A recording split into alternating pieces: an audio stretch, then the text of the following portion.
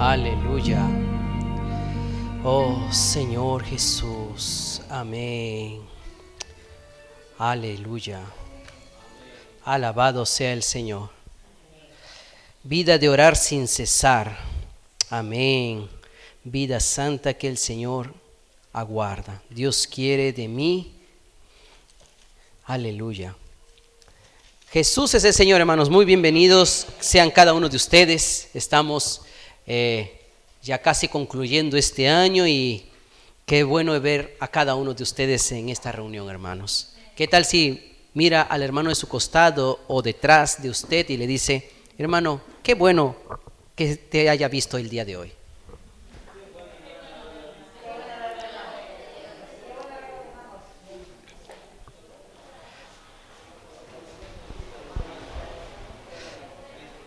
Hay un dicho, criollo común afuera que suele decir, ¿no? Me despido o te saludo porque mañana no sé si nos veremos, ¿verdad? Algo así, ¿verdad? Si Dios quiere, ¿no? Entonces, si Dios quiere, nos volveremos a ver también la próxima semana.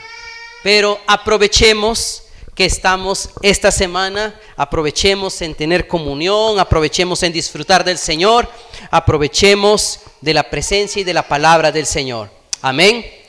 Señor Jesús, nosotros en esta hora te agradecemos que tú nos has permitido estar aquí, Señor.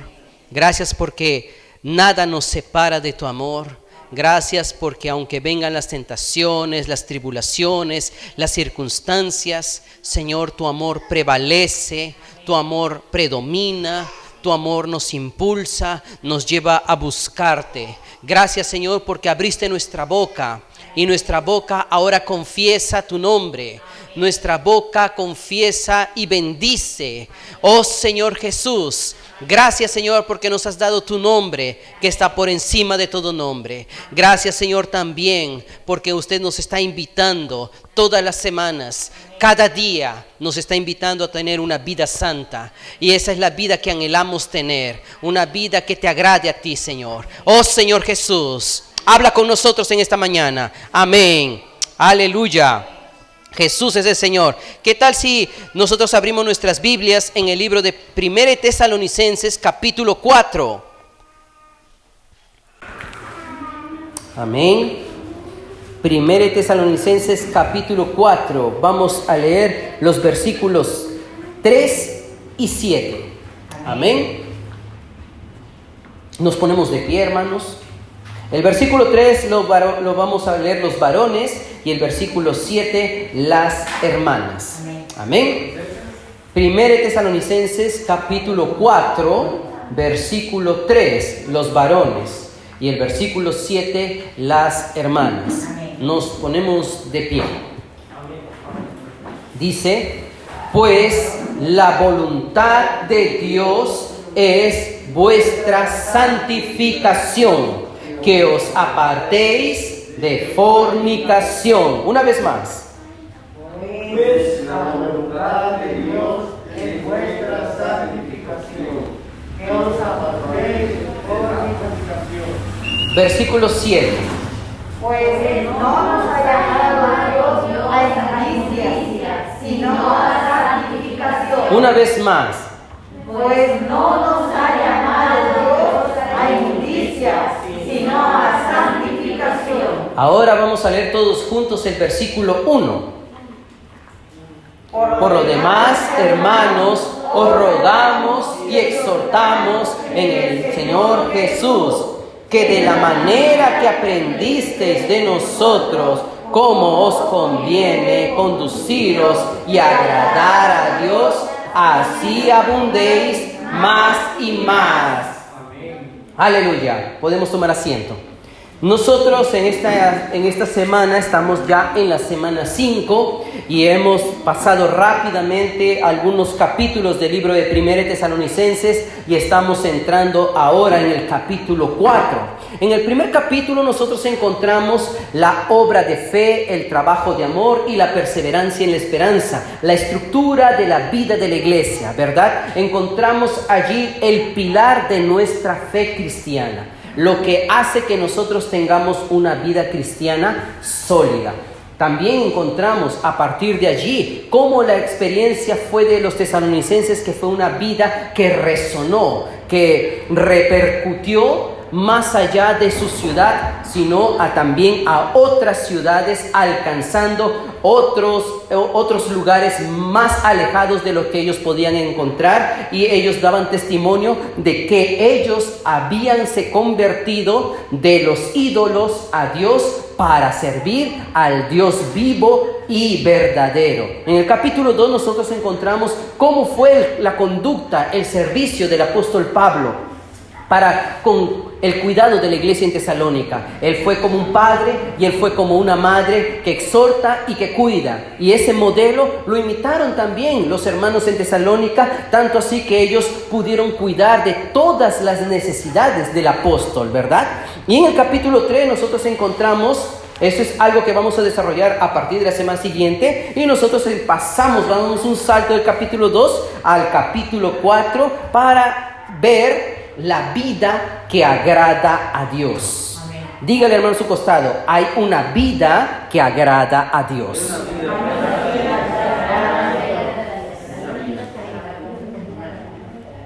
Entonces, el libro de 1 Tesalonicenses, el encargo central del apóstol Pablo es que la vida de iglesia sea una vida santa.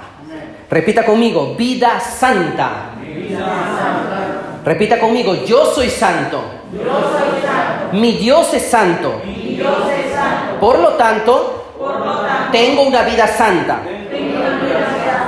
Amén. Aleluya. Entonces vamos a ver un poquito rápidamente el contexto histórico.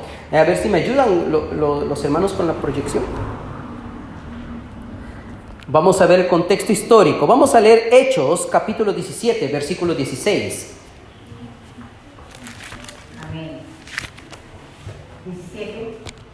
Capítulo 17, versículo 16. Dice lo siguiente: mientras Pablo los esperaba en Atenas, su espíritu se enardecía viendo la ciudad entregada a la idolatría.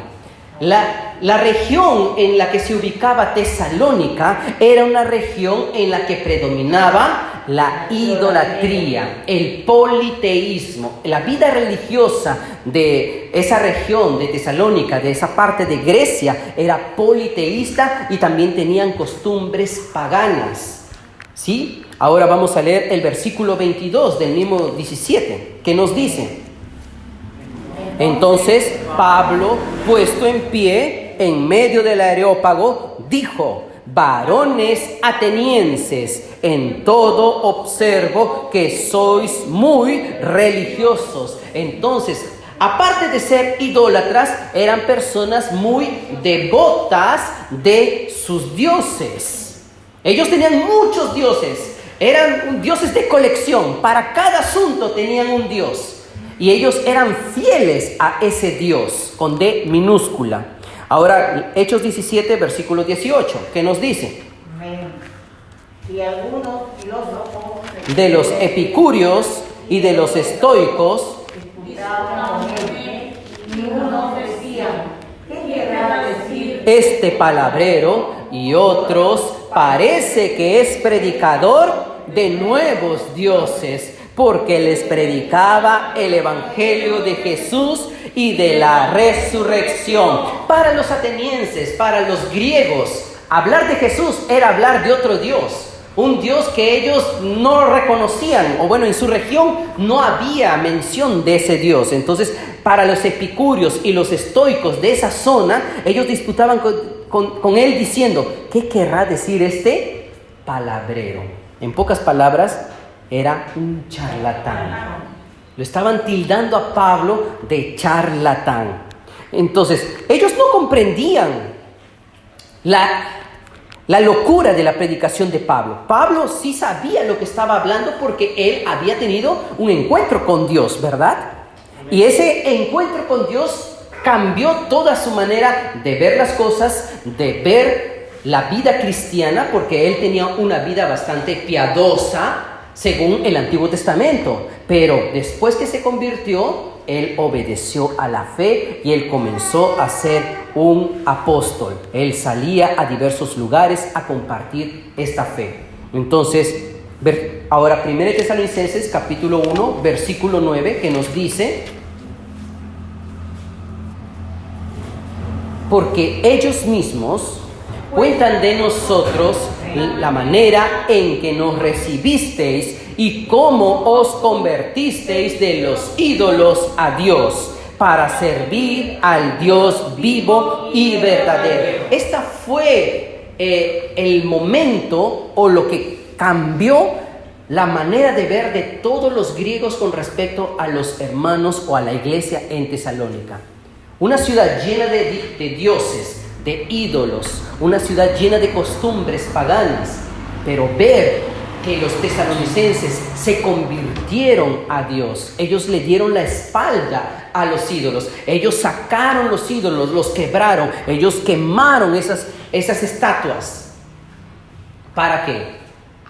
Para servir al Dios vivo y al Dios verdadero. Amén. Esta fue una muestra exterior de que ellos eran diferentes. Esto es lo que resonó, tocó la mente que no podían comprender los griegos. Los griegos eran personas muy filosofales, personas muy instruidas, personas que buscaban el porqué de las cosas en todo. Miraban al cielo y ¿por qué alumbra esta estrella? ¿Y por qué no alumbra esta? Y comenzaban a preguntarse y responderse, y ahí comenzaron todas las cosas llamadas filosofía, y comenzaron todas las ciencias geométricas, trigonométricas que encontramos hasta el día de hoy, ¿verdad?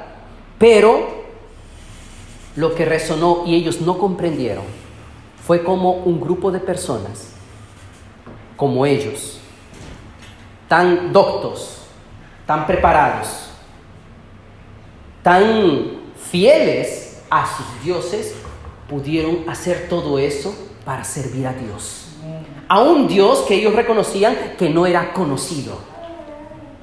Eso golpeó la mente, golpeó el corazón de todos en Grecia. Eso fue lo que trastornó al mundo en ese entonces. Y entonces ellos comenzaron a realizar una vida espiritual ejemplar, queridos hermanos, que nosotros encontramos más adelante en el capítulo 1 y en el capítulo 2, ¿verdad? Entonces nosotros, en el capítulo 4, Pablo toca algunos asuntos que no fueron quizás resueltos después de la conversión de los creyentes en Tesalónica. Ellos fueron muy diligentes, ellos fueron muy solícitos, ellos eran unas personas que se entregaban al Señor, servían al Señor, tenían amor fraternal, pero todavía tenían asuntos que resolver. Por eso que Pablo aborda en este capítulo 4 el asunto del vivir que agrada a Dios. Entonces vamos ahora de nuevo al capítulo 4 para que nosotros veamos el versículo 3. Pues la voluntad de Dios es vuestra santificación. ¿Cuál es la voluntad de Dios, querido hermano, querida hermana? Nuestra santificación. Dios quiere que tú seas santo. Y la pregunta es, pero ya no soy santo. La Biblia dice que yo soy santo. Santo y bendito, ¿verdad? Inclusive a veces usamos ese término. Mas vamos a definir algunas cosas. Esta parte sí es un poco dura, hermanos, en el sentido de que es el lenguaje, y vamos a hablar asuntos de algunos versículos para definir la palabra santidad y lo que es la santificación. Y les pido, hermanos, que tengamos todos concentración. Amén. Entonces, santidad tenemos aquí la palabra griega, es hagiasmos. ¿Y qué es eso? Hagiasmos es separado para el uso de Dios.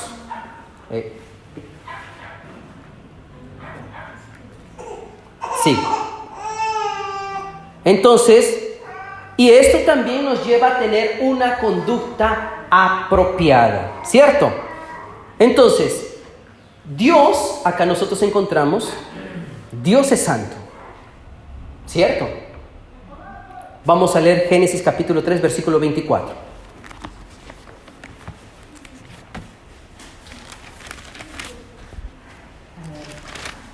Aquí nosotros encontramos que el hombre fue echado del huerto del Edén. Echó pues fuera al hombre y puso al oriente del huerto de Edén querubines y una espada encendida que se revolvía por todos los lados para guardar el camino al árbol de la vida. ¿Qué había sucedido con Adán y Eva? Ellos habían pecado, ellos habían desobedecido, ¿cierto? ¿Y la paga del pecado cuál es? La muerte, ¿cierto? Ser destituidos de la gloria de Dios. Ser separados. Entonces, ser arrojados de la presencia de Dios.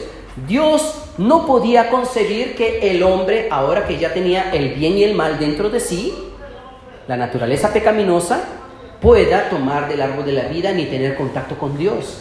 Entonces, aquí encontramos algo que se llama una espada encendida. Una espada encendida llena de fuego que se revolvía por todos los lados. ¿Esto qué significa? Que Dios conoce cada aspecto de nosotros, hermanos. Si voy por un lado a tratar de esconderme, allí está Dios. Si me escondo por el otro lado para que nadie me vea, allí está Dios. Donde nadie me ve, Dios me ve. Y esa espada impide que el hombre entre, porque Dios es santo. Éxodo, capítulo 3.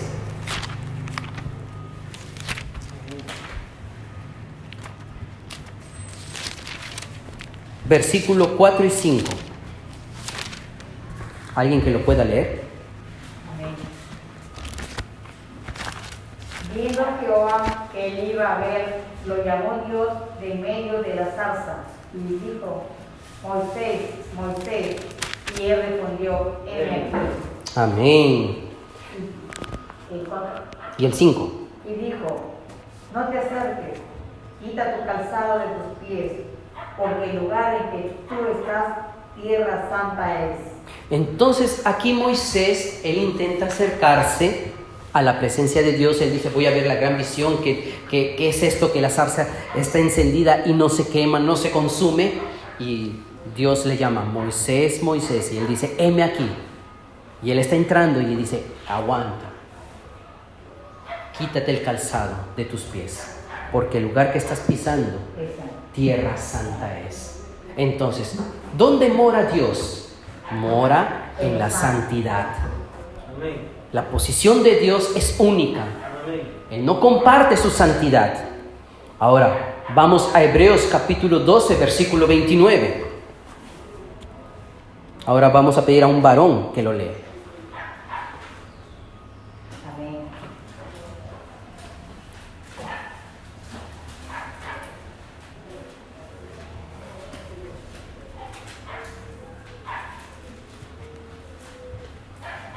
¿Qué es lo que dice? Hebreos 29, perdón. 12, 29.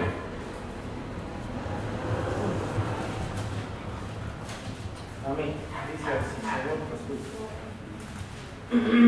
Dice: porque nuestro Dios es fuego consumidor. Amén.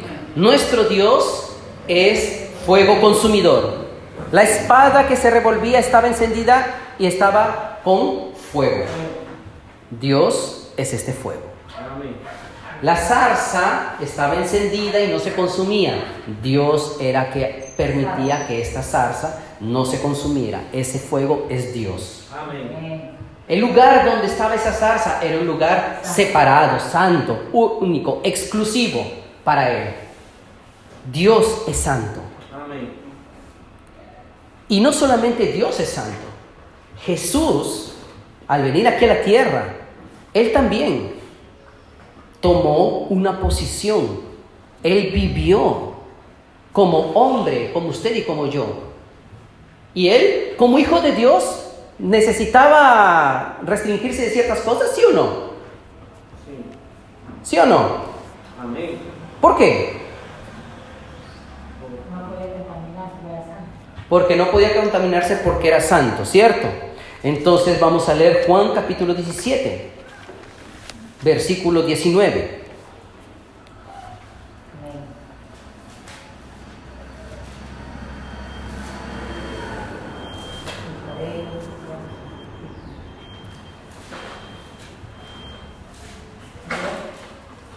Dice, y por ellos yo me santifico a mí mismo, para que también ellos sean santificados en la verdad. Jesús no necesitaba santificarse porque Él era puro. Amén. Y nada lo iba a contaminar porque Él es santo. Pero Él tomó una actitud aquí en la tierra.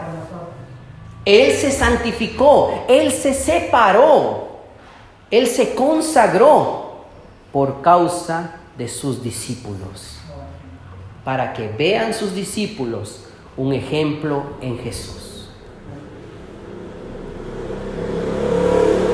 Si Satanás no pudo acabar con él en la tentación en el desierto, ¿habría alguna cosa en la cual Jesús iba a caer? ¿Sí o no? No, ¿verdad? No caería, porque Él es santo. Y como es fuego consumidor, nada se le puede acercar a Él. Pero Él mismo, Él se santificó. Él tomó una conducta para poder, por un lado, ser modelo por fuera, pero por otro lado, Él como el Hijo del Hombre también quería serle agradable a Dios el Padre. Desde su corazón, como hombre, Él quería y sentía la necesidad de ser exclusivo para el Padre. Entonces, por eso que Él se santificó. Y el Espíritu Santo también, nuevamente, es santo y nos llama a la santidad. Vamos a 1 Pedro capítulo 1, versículo 14 y 15. Dice, como hijos obedientes, no os conforméis a los deseos que antes teníais estando en vuestra ignorancia, sino como aquel que os llamó es santo, sed santos vosotros, sed también vosotros santos en toda vuestra manera de vivir. Versículo 16, vamos a leer juntos. ¿Qué dice?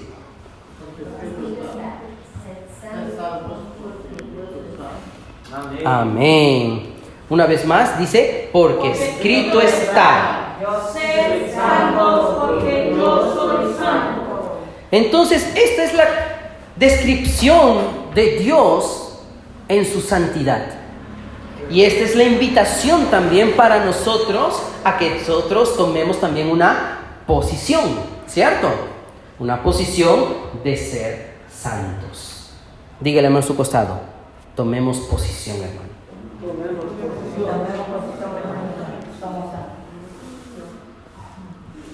Ahora vamos a leer 1 de Corintios capítulo 1, versículo 1.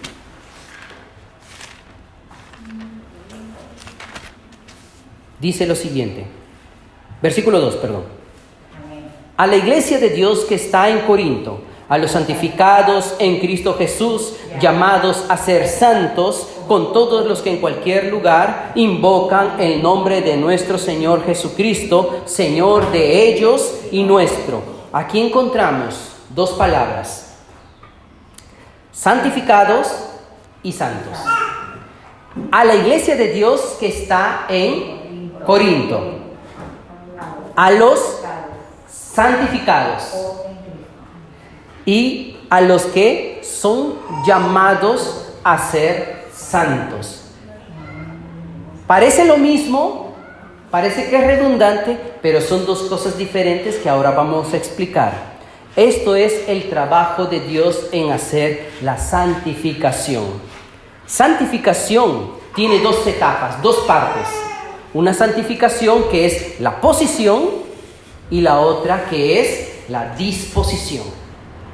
Amén. Una es la posición y la otra es. La disposición. Entonces vamos a ver el gráfico que tenemos.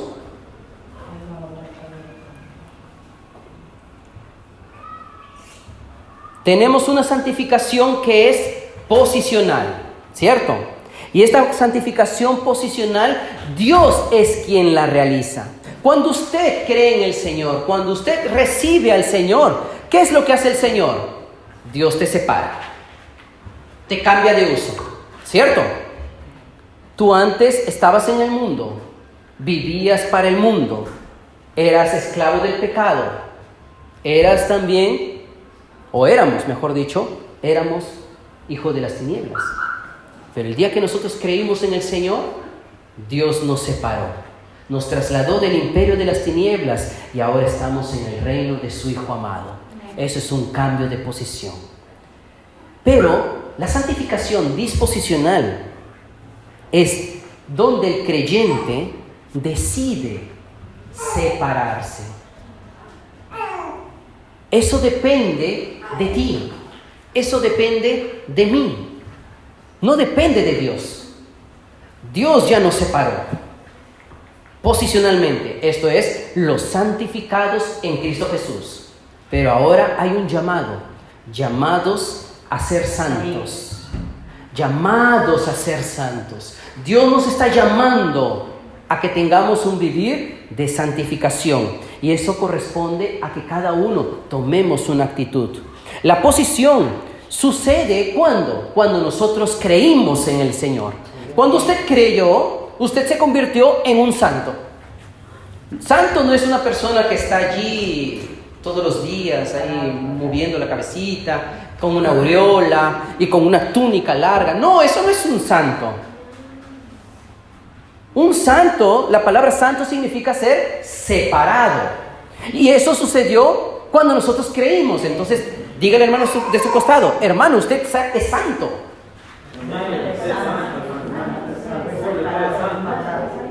Entonces, en ese término no hay problema. Usted es santa, usted es santo. Posicionalmente. Pero ahora, nuestro vivir va de acuerdo a lo que nosotros somos en posición. Eso sucede, queridos hermanos, queridas hermanas, diariamente. Dios nos separó de posición, nos cambió de posición, pero ahora Él está esperando, Él está buscando que ese desarrollo de la santidad, de la santificación, sea algo que crezca, que se manifieste. Por eso el Señor Jesús dijo: por eso me santifico a mí mismo. Él, durante sus 33 años que vivió aquí en la tierra, Él tuvo un vivir consagrado a Dios. Este vivir posicional es algo que ve Dios. Dios solamente Él ve que nosotros somos santos desde que nosotros creímos. Pero cuando nosotros nos santificamos, quienes llegan a ver son los hombres. Dios ve espiritualmente que nosotros ya somos separados. Tenemos el sello, hemos sido apartados para Dios. Tenemos el sello del Espíritu Santo, tenemos el Espíritu de la promesa, tenemos todas las bendiciones. Eso lo ve ¿quién? Dios, ¿cierto? Pero en nuestro día a día, las personas también están mirando, ¿cierto? Las personas ven. Y esa es una santificación diaria en la disposición. Y esto es, vamos a leer rápidamente, Mateo, capítulo 23, versículo 19. Amén.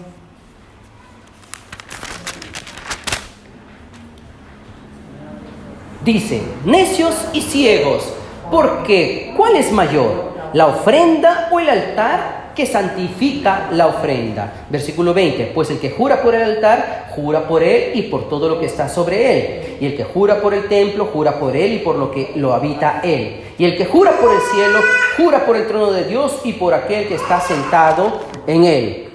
Entonces nosotros encontramos aquí la ofrenda no es santa, pero cuando es colocada en el altar, la ofrenda llega a ser algo santo. Es como, por ejemplo, tenemos aquí los utensilios de la mesa del Señor. Estos utensilios son de uso exclusivo, ¿cierto? Para los servicios que la iglesia tiene en el partimiento del pan, ¿verdad? Sí. Entonces, pero estos símbolos o estos utensilios no son santos. No fueron comprados en una bodega cristiana, ¿o sí? Fueron comprados en una tienda de vajillas Adonai o algo así. No, fue comprado en un lugar común, ¿cierto? Pero al traerlos, al colocarlos y al bendecirlos, esos utensilios ahora son santificados, porque cambiaron de uso, cambiaron de posición. Amén. Oh Señor Jesús, nosotros también éramos así. Antes éramos así, estábamos en el mundo, pero ahora hemos sido cambiados de uso. Antes nos usaba el diablo, ahora ¿quién nos usa? Dios. Y esto también la santificación disposicional es como el agua de té. ¿Cuántos de ustedes les gustan las infusiones? ¿Y ustedes toman las infusiones con agua fría o con agua caliente? ¿Por qué? Para que salga. ¿Para que salga qué cosa? La esencia, ¿cierto? El agua caliente está allí. El agua por sí misma no tiene nada de diferente. Pero para que reciba toda la esencia de esa hierba, el saquito necesita ser colocado, ¿verdad? Amén. Y necesita permanecer. Y mientras más tiempo permanece en esta tacita, en este vaso, ¿qué sucede? El agua va tiñendo de color. ¿No es cierto? El agua va cambiando de tono. Cierto. ¿Y usted puede separar el agua de la hierba ahora? Porque están mezclados. Están mezclados y ya no se pueden separar. Es como decir, nosotros ahora tenemos una vida que agrada a Dios y no podemos dejar de vivir así. Esto es una vida que agrada a Dios. Esto es una vida de santificación. Dígale, hermano, a su costado, vamos a consagrarnos a Dios. Es importante, hermanos. Bueno, esta es la parte dura. Ahora vamos a ir bajando ya a la parte más práctica. 1 Tesalonicenses, capítulo 4. Y Pablo tuvo que hablar esto, que la voluntad de Dios es la santificación, mostrar la santidad de una manera bastante seria. ¿Por qué?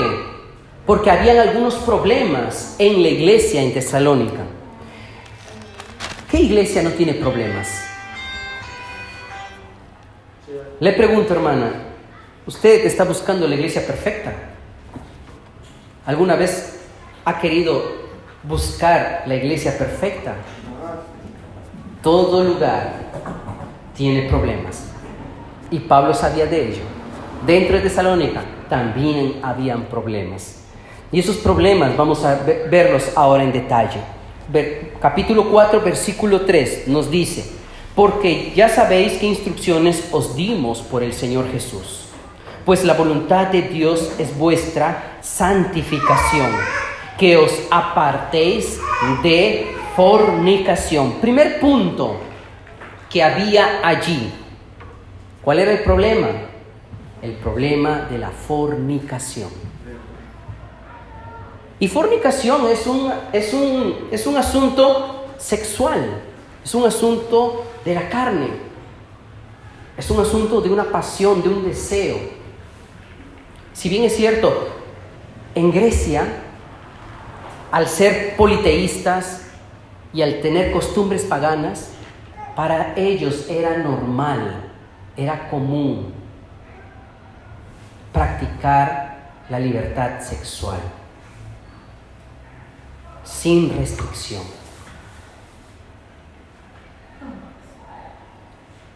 Quizás hoy. Antes me preguntaba una hermana cómo era eso de que en los tiempos de Abraham y todo ello, habían personas que tenían 1, 2, 3, 4, 5 mujeres y Dios lo permitía y no decía nada. Hoy uno tiene así algo por el estilo, algo similar, quizás 1 o 2, y usted, siendo mujer, ¿va a permitir ello? No, ¿verdad? Dios restringió todas esas cosas, pero el deseo siempre está, porque eso está en la carne del ser humano. Y hoy quizás no es un tema que se trata con facilidad, el tema sexual, pero muchos jóvenes hoy en día tienen una vida sexual activa desde muy temprana edad. Adolescentes, jóvenes, estando en el colegio, ya tienen contacto. Estando en la universidad, tienen contacto. Hermanos, los que tienen hijos jóvenes, instruyan, cuiden, velen, oren, para que eso no entre en la vida de sus hijos. Traten de guardarlos en santidad. Por un lado, esa fornicación es física, pero por otro lado, el Señor Jesús dijo, si uno ya tiene un pensamiento, ya pecó allí. Esto generalmente, esta clase de pecados se da porque el hombre se deja llevar por su instinto nada más. Y el versículo 4 nos dice que cada uno de vosotros sepa tener su propia esposa en santidad y honor. Entonces, el llamado para los esposos es cuidar de sus esposas, darles a ellas el honor que merecen, respetarlas. Una persona que es santa respeta a su esposa, honra a su esposa. Hace poco estuve en Chimbote y un hermano de Lima llegó a esta comunión, y cuando estuvimos en la comunión tocaba compartir. ¿Sabe lo que hizo este varón? Él comenzó a elogiar a su esposa. Él comenzó a decir, yo soy una persona muy dura, soy una persona muy tosca, y quizás algunos de los hermanos ya me han gozado, me conocen. Pero ¿saben qué? Yo estoy aquí, él comenzó a decir, yo estoy aquí porque mi esposa está aquí. Si no fuera por la oración de mi esposa, porque mi esposa me tiene paciencia, y comenzó a hablar tantas cosas muy bonitas que muchos hermanos fueron así constreñidos en su corazón. Hermanos, los esposos, hablen bien de sus esposas. Honren a sus esposas. De esa manera, hermanos, ustedes son guardados. Pero cuando uno critica, ay, hermano, no me venga a hablar de mi esposa, mi hermano. ¿Qué está haciendo? Mi esposa,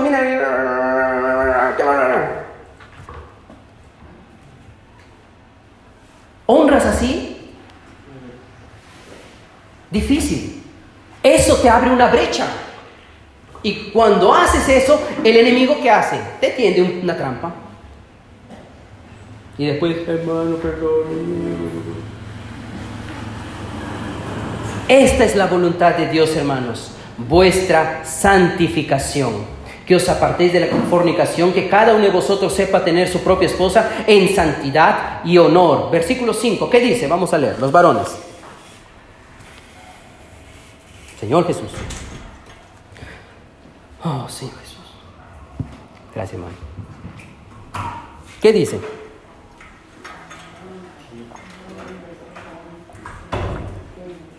¿Los varones? ¿No hay varones? No, se fueron los varones. Amén. No en pasión de concupiscencia como los gentiles que no conocen a Dios. Entonces los que no conocen a Dios se dejan llevar. Y le echan la culpa, ¿no? No, pues que la situación, hermano, así estaba ahí. ¿Cierto? No pude, hermano, no me pude contener. Oh, hermanos, cuando damos lugar. Por un lado, esto es un pecado visible para los hombres. Pero hermanos, hoy en día, ¿qué cosa a nosotros nos lleva a sacarle la vuelta al Señor? Nosotros como hijos de Dios, ¿alguna vez le hemos sacado la vuelta a Dios? ¿Le hemos engañado a Dios? Él lo sabe. Él ve lo profundo de nuestro ser. Versículo 6, hay otro tema. Agraviar. Que ninguno agravíe ni engañe en nada a su hermano. Es decir, habían hermanos, versículo 6 de 1 Tesalonicenses 4, que ninguno agravie ni engañe a su hermano en nada. Tengamos cuidado. Cuando hacemos tratos, negocios, cualquier cosa con los hermanos, tengamos mucho cuidado.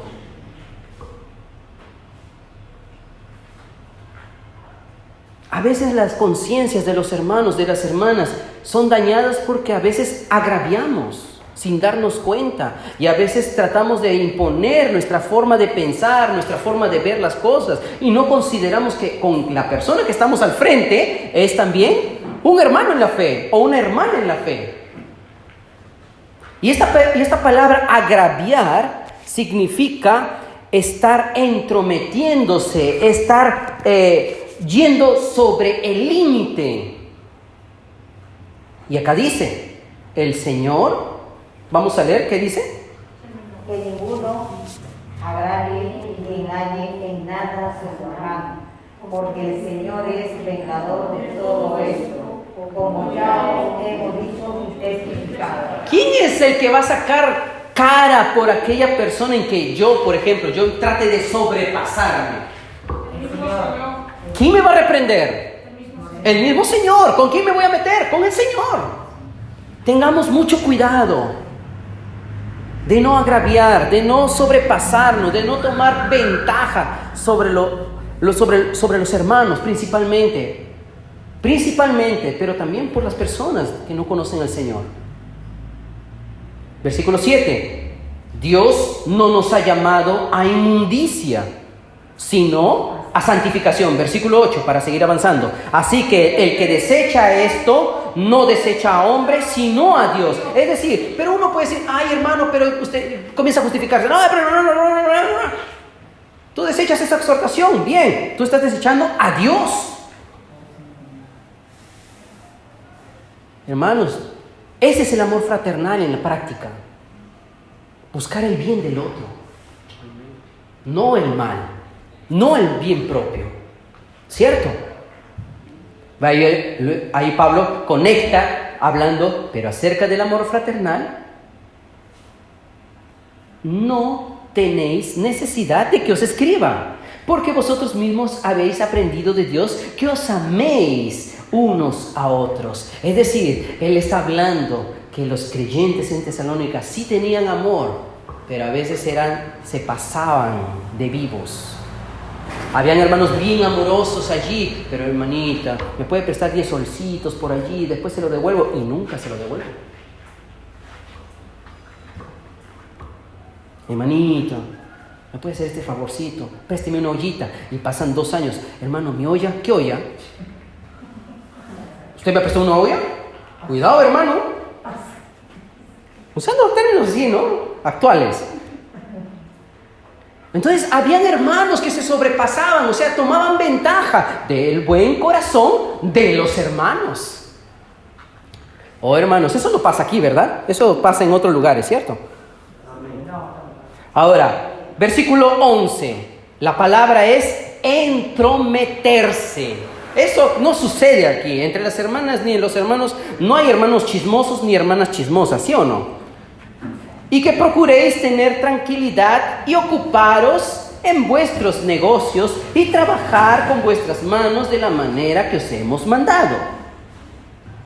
Tengan tranquilidad y ocúpense de sus asuntos.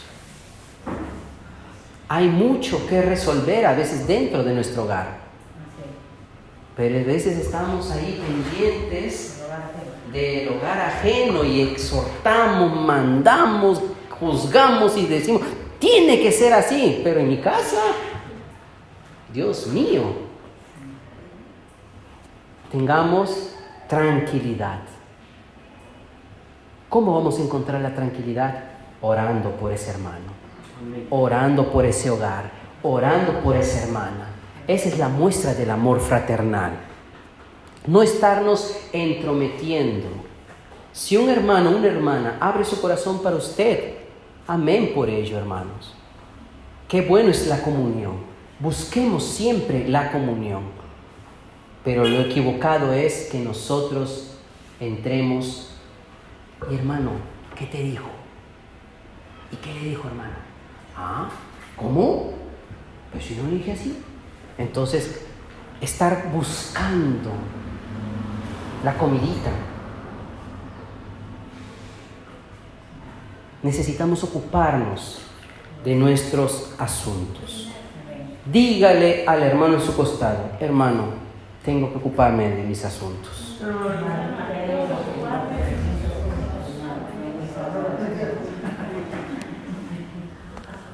Si alguien te viene a contar, hermano Lincoln, tengo una cosa que contar. ¿Cuál debe ser la respuesta? Amén, hermano, siéntese.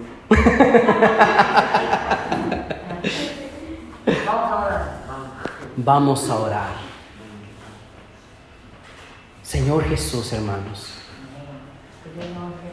Y el versículo 12 dice, a fin de que os conduzcáis honradamente. Es decir, ahora también el vivir de santidad, de santificación, es algo que los hombres ven. ¿Cierto? Es algo que ellos ven y ven cómo nos conducimos de una forma honrada. Hablando de este ejemplo, me prestas una olla, ¿yo qué tengo que hacer? Devolver la olla, ¿cierto? Eso es ser honrado. Si me prestas 5 soles, tengo que devolverlos, ¿cierto? Ay, hermano, pero ¿por qué no me pide? Pues, hermano, usted sabe que yo me olvido. Eso no es la tarea del hermano. Esa es tarea tuya. Esa es tarea mía. Son cosas a veces tan sencillas, hermanos, tan elementales, pero a veces, hermanos, por eso no crecemos en vida. Entonces, vamos a seguir buscando cómo agradar a Dios. Vamos a leer 2 de Crónicas, capítulo 29, versículo 5. Vamos a avanzar rápidamente. 29, 5.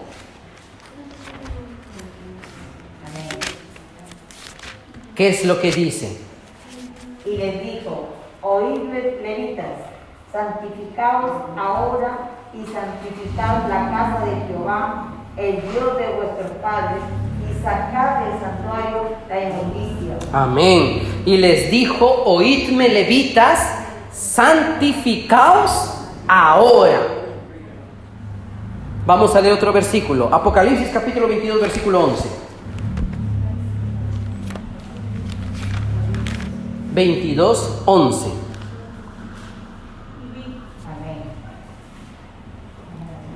Dice, el que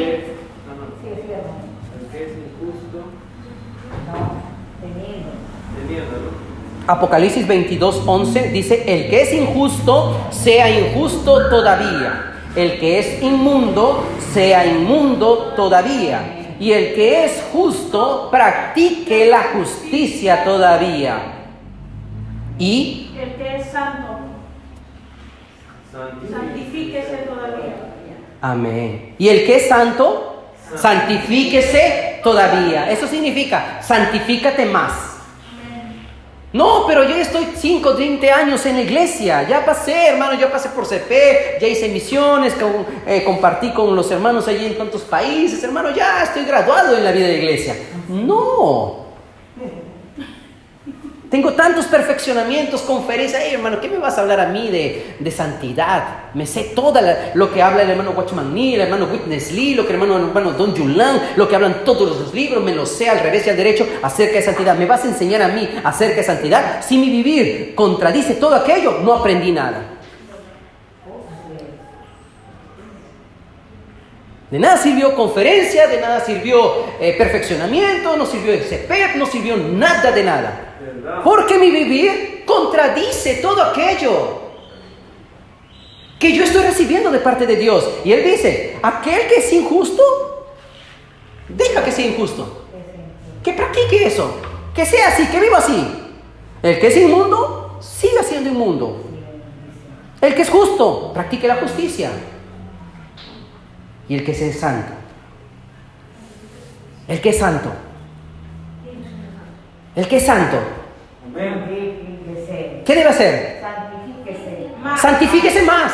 Y hermano, hermana, yo te pregunto, ¿tu grado de santidad de este año, 2020, es el mismo del año 2019?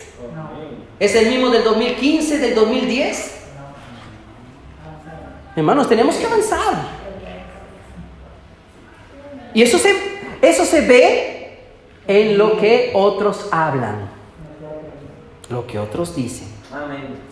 Entonces, rápidamente, hermanos, vamos a ver, ya por causa del tiempo, un ejemplo práctico de un hombre que fue llamado por Dios, pero sin embargo su posición no iba de acuerdo con su condición. Ustedes sabrán de quién estoy hablando. Este hombre es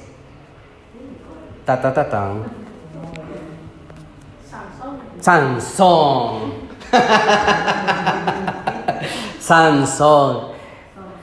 Sansón, dicen otros, ¿verdad?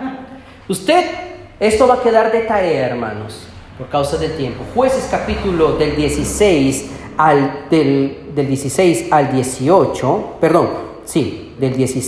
18, del 13 al 16, capítulo 13 al 16, tres capítulos. Vamos a hacer un resumen de la vida de Sansón. Sansón tuvo un inicio, tuvo un desarrollo donde desacertó muchas de sus veces y tuvo un final. Se los voy a resumir aquí. Sansón, él fue un hijo prometido por Dios a su esposa de Manoa. Manoa era un hombre que buscaba a Dios y su mujer era estéril, de la tribu de Dan. Y él fue oído, Dios habló por medio de un ángel con la esposa de Manoa y le dijo, vas a tener un hijo, pero el hijo que tú tengas no debe beber vino, ni sidra, ni vinagre, ni nada, ningún producto de la vid. Él será consagrado como nazareo, ¿cierto? Luego, sus padres, ellos fueron temerosos de Dios, eso está en el mismo capítulo 13, entonces ellos comienzan a ver y inclusive querían ofrecer un holocausto, una ofrenda para este ángel que anunció esto. Y el ángel no se lo permitió y le dijo, sacrifiquen a Dios. Dios bendijo a Sansón y le dio su presencia. Y Sansón comenzó a experimentar el poder de Dios en su vida. Él era un hombre que había sido consagrado, un nazareo. Y en su temprana edad, él comenzó a desarrollar una fuerza increíble, producto de que ninguna navaja había pasado sobre su cabeza y tenía una fuerza sobrenatural. Él en su juventud vivía como nazareo. Se abstuvo de todas esas cosas que su madre le había dicho. Pero ¿cuál fue el problema de Sansón? Vamos a leer rápidamente. Jueces, capítulo 15.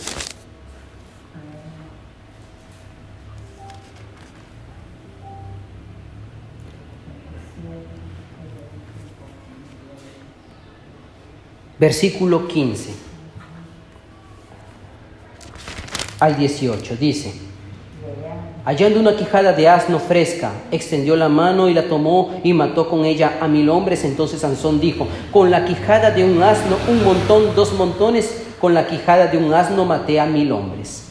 Y acabando de hablar, arrojó la quijada y llamó a aquel lugar Ramat Lehi. Y teniendo gran sed, clamó luego a Jehová y dijo: tú has dado esta grande salvación por mano de tu siervo, y moriré yo ahora de sed y caeré en mano de incircuncisos. Mire cómo oraba Sansón, como dándole órdenes a Dios. Dios, tengo hambre, dame de comer pues. Soy tu hijo. He matado a los filisteos. ¿Tú me vas a dejar morir de hambre en manos de ellos? No. Él no tenía una vida de comunión con el Señor. Y él, aparte de ello, él andaba solo en todo momento. Y él también, a lo largo de estos 2 capítulos, en el capítulo 14, en el capítulo 15, en el capítulo 16, nosotros encontramos que Sansón tuvo 4 mujeres. 4 mujeres. Él pertenecía al pueblo escogido de Dios. Y él no quería una hermana para él. Él quería una mundana. Él quería una mujer de los filisteos. Porque de repente se veían más interesantes, pues no, porque los cristianos como que somos un poquito más formalitos, ¿no? Entonces, una filistea, quizás más aparente, ¿no? Se maquilla, como se dice, en términos muy criollos, se produce, ¿cierto? Entonces, le habla Sansón a su mamá y a su papá: yo quiero una mujer filistea, papá, yo quiero una mujer de esa, me gusta pues. No hay hijas acá en la tribu para que tú escojas. No, mamá, yo quiero esa. Engreído. Quería. Tomó una. Después, esta mujer le hizo pagar los platos rotos porque le reveló un secreto que no debía de revelárselo. Luego tomó otra mujer de los filisteos. Luego tomó a la hermana de esta mujer de los filisteos. Y luego terminó ¿con quién? Con Dalila, que todos conocemos, ¿verdad? ¿Qué hizo Dalila? Lo vendió. Lo vendió por unas cuantas monedas. Quizás 1000 soles. Ya, ni 10 soles. Bueno, ok. Por 10 soles ya. Para el diario.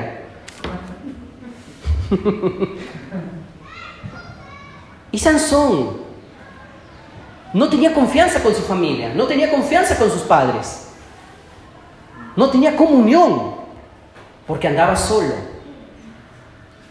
Y allí, hermanos, él abre su corazón, se enamora de Dalila. Y al enamorarse allí, ¿qué es lo que sucede? Él abre su corazón y revela la fuente de su fuerza. ¿Qué sucedió? Lo atraparon y lo llevaron preso. Los filisteos, atrapamos a Sansón, ¿cierto? Vamos a leer capítulo 16, versículo 20. Señor Jesús. ¿Quién lo lee, por favor? Oh, Señor Jesús. Jueces 16, 20. ¿Quién lo tiene? Amén.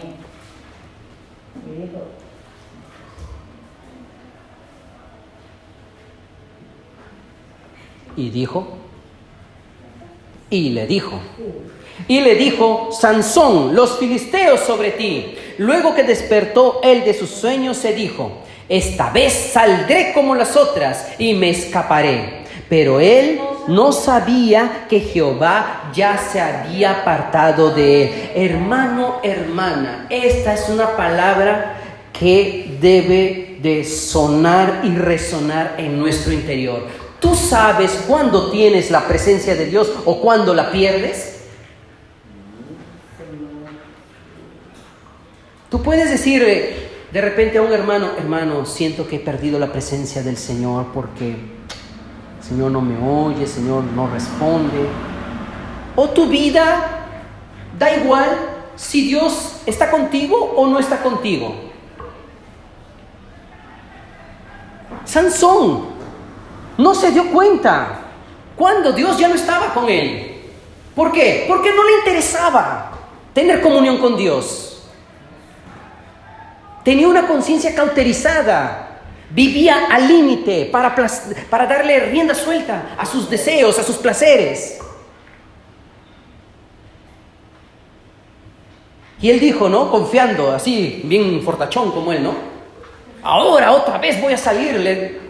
Pero, piña. Ya le habían cortado las trenzas. Ya no había fuerza. Dios no estaba con él. ¿Qué pasó? Le quitaron los ojos.